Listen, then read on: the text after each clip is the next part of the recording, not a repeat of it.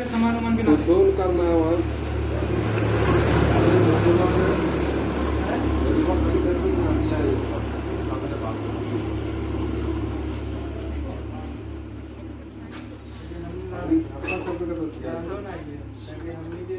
Talented singer and musician.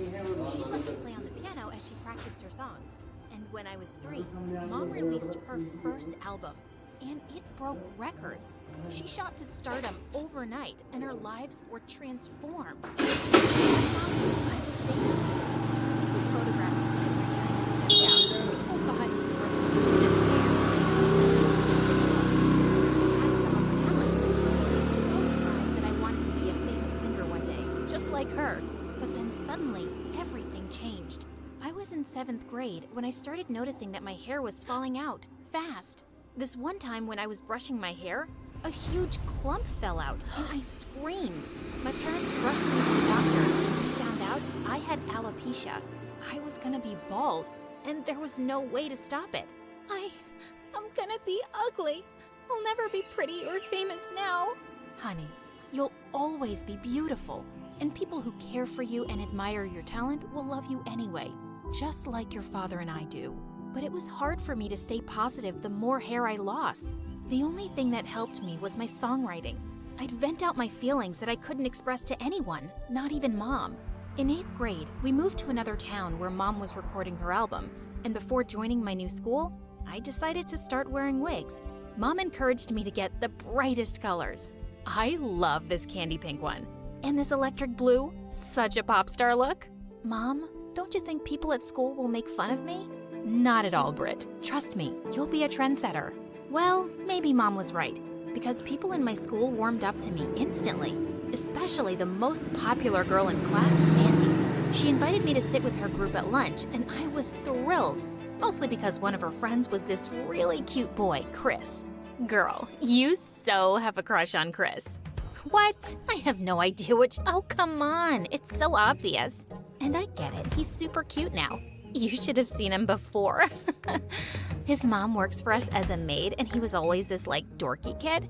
But Mom's on the school board, so she got him admitted here on a scholarship, and I gave him a total makeover. If you're into him, I could totally set you two up. Really? You would? Of course. What are friends for? For the next week, Mandy kept finding ways for me and Chris to get closer. Oh God, my gardener just texted me that my pet spider ran away. I gotta go home. Come with me, girls. You both wanted the chocolate milkshake, right? Sorry, last one left. But I got you guys straws to share. I felt Mandy's tactics were working. I was spending time with Chris, and he was funny and cool to talk to. But then one day, Mandy came to me with a really odd request. Listen, Britt, could you get us some of your mom's used lipsticks? Only those that have, touched her lips? That's the creepiest thing anyone's ever said to me. Why? Well, my mom had this really great idea about selling them on eBay for really good money. That sounds bizarre, and I'm not doing it. It's not like I asked you for some gold statue from your palace. You're filthy rich, so the least you could do is share some of your wealth with your friends. I didn't know I had to share my wealth for us to be friends, Mandy. Wow, rich people really are cheap. I'm sorry, I had no idea you guys were so poor. Don't worry, I'll talk to Mom and see if we can find jobs for you and your mom to mop our marble floors and dust our gold statues. Maybe I sounded like a jerk, but she deserved it. It was obvious now that she'd been my friend just because of my rich, famous mom. As expected, Mandy and her gang dropped me like a dead fly the next day. I walked past them and sat alone at recess. But moments later, I was overjoyed to see Chris walking over to me. But then suddenly, he stuck a piece of gum to my wig. Hey, what the heck was that? The pink gum goes with your dumb wig. Consider it a parting gift. What, did you really think we'd be friends after what you said? What did I say? Drop the act. Mandy told me she accidentally spilled juice on you yesterday, and you yelled at her. You said she's as worthless as the maids who mop your floors? How can you talk like that? Don't you have any respect for anyone? That's not what I— Save it, Brittany. You're just some rich brat no one would even know of if it wasn't for her mom. Good luck with your perfect life. If only they knew. After that, they kind of made my life miserable, especially Chris.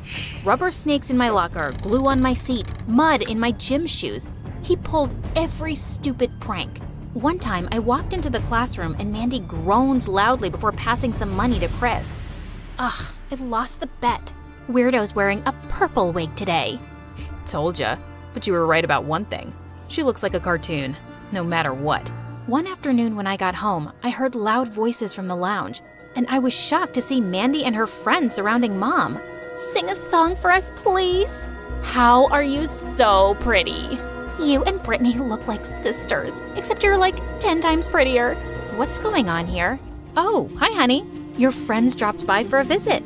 Could you quickly get the snacks tray from the kitchen, please? And moments later, Mom was performing as those hyenas screamed and took selfies, and I just stormed off. An hour later, Mom walked into my room. Why didn't you join your friends? Are you feeling sick? I'm fine, Mom. And they're not my friends. They don't even like me. They're vultures who probably came to steal your lipsticks. What? They're just not nice to me, okay? I didn't tell you because you're busy with your album, and we'll be leaving as soon as it's done, right? Yeah, but it could take a few months. You know, honey, teenage girls fight all the time and then make up. Come on, why wouldn't they like you? You're amazing. You won't get it, because I bet no one's ever disliked you. Please, just close my door on the way out. It was my 14th birthday soon, and I'd only wanted a small celebration with my parents. But to my horror, Mom said she'd invited my entire class. What's a birthday without your friends? They like you. They all said they'd come. Not for me, Mom. You're the main attraction. You're wrong about this, Britt. Come on, I bought you this lovely dress and this wig to match. I bet no boy will be able to keep his eyes off you tonight. I was hating Mom for this. But then I thought I wouldn't mind looking amazing and making Chris eat his heart out. And if they all thought I was some entitled princess, well, I'd enjoy showing them that I was. The party was in full swing when I walked in, and I was making heads turn. But I caught Chris looking at me with zero interest, and then he just turned away to the food table. Why are you even here? Oh, hi. Didn't see you there.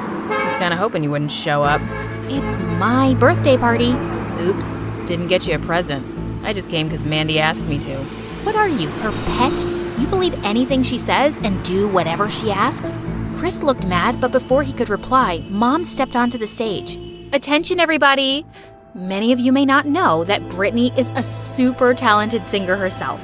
So, I wanted you to cheer her on as she joins me for a duet.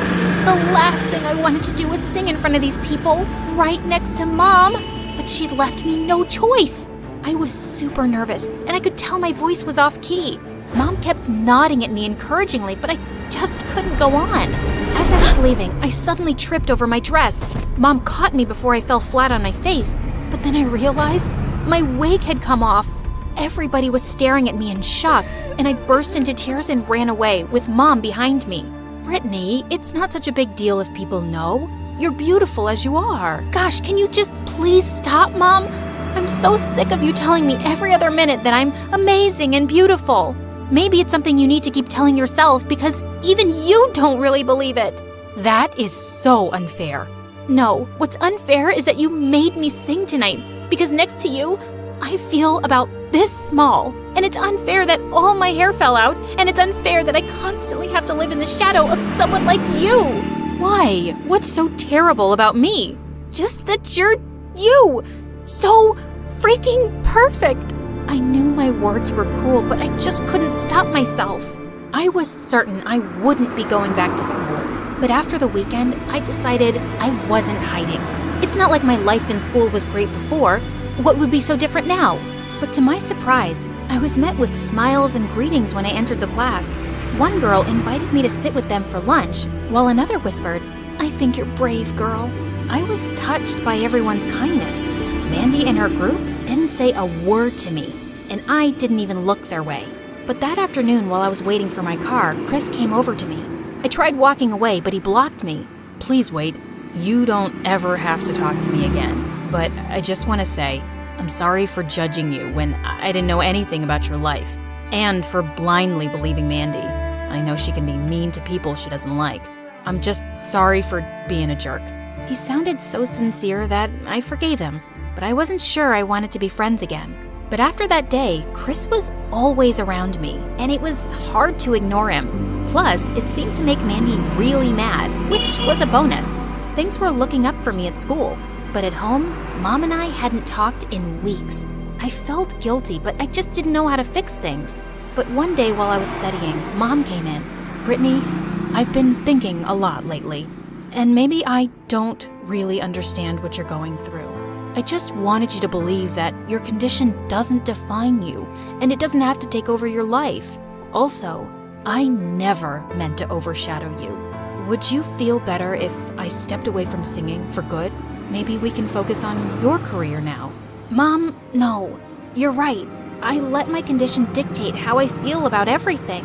I'm really sorry for what I said, and I'd never want you to stop doing what you love. You're my favorite singer." A week later, we had a spring dance at the school, and I was over the moon when Chris asked me to be his date. But when I got to the dance, I was shocked to see Mandy on his arm. What's going on? You two are friends again? Who said we ever stopped being friends? And did you really think Chris would start liking you after the party? You are so easy to fool, girl. You think everyone's just gonna fall for you because you're some princess? I wanted to show you your place. Just a nobody with a famous mom. Chris, you're so weak and pathetic. And Mandy, you must be really insecure to be jealous of a nobody. And I have a great chance of being a somebody one day because I'm talented and have a super famous mom. And you'll always be a loser looking to sell celebrities' used things. You know what? I'll do you a favor and send you Mom's used toilet paper.